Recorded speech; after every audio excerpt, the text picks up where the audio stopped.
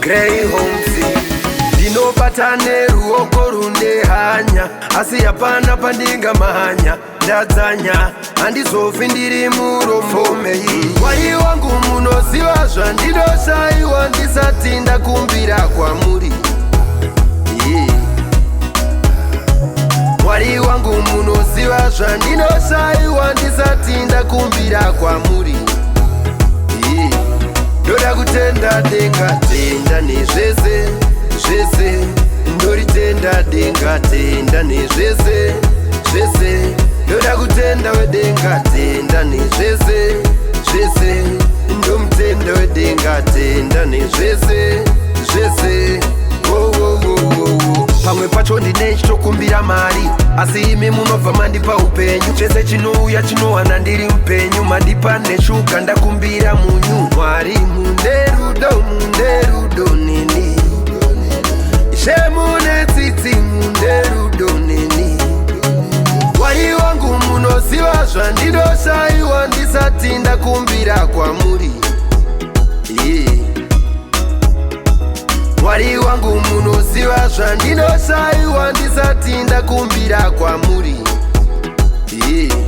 ndoda kutenda denga tenda nezvese zvese ndoritenda denga tenda nezvese zvese ndoda kutenda wedenga tenda nezvese zvese ndomutenda wedenga tenda nezvese zvese musoro kutanga kutema unotema nekufunga maziso atozvimba nekuchema uchifunga asi zvichaitapo ndati zvichaitapo zvese zvichaitapo hazvingarambe zviri Mwari wangu munoziva zvandinoshaiwa ndisati ndakumbira kwamuri Mwari wangu munoziva zvandinoshaiwa ndisati ndakumbira kwamuri ndoda kutenda denga tenda nezvese zvese ndoritenda denga tenda nezvese zvese ndoda kutenda wedenga tenda nezvese zvese ndomutenda wedenga tenda nezvese zvese pamwe pacho ndine chitokumbira mari asi imi munobva mandipa upenyu munoziva zvakakosha kosha ndinongochema zvakosha Mwari munderudo neni